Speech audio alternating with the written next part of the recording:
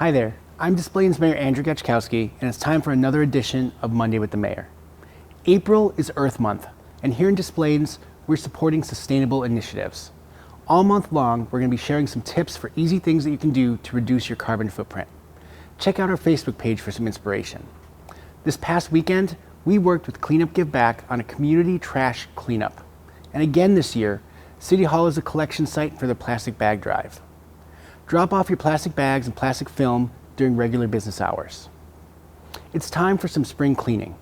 Give your unwanted items a second chance at this year's community garage sale. Save the date from May 5th through the 7th of this year. We'll be creating a digital interactive map to help shoppers find some bargains. You can register your sale online at desplaines.org/community garage sale now through May 2nd. There are some notable items on tonight's agenda.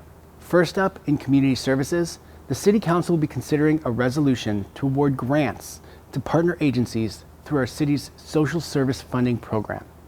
This year, the city received applications for funding from 38 agencies who are serving Des Plaines residents in various capacities.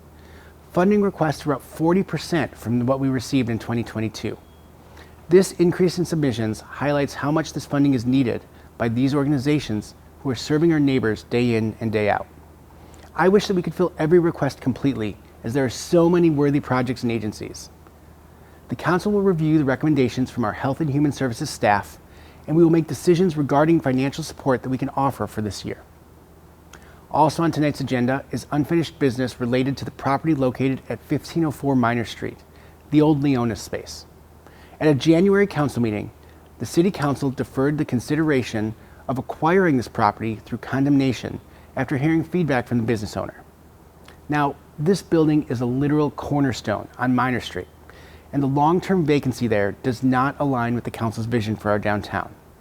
We want to see a thriving restaurant or retail business in this space, and we'll be discussing the fate of this property and how it can be better utilized tonight.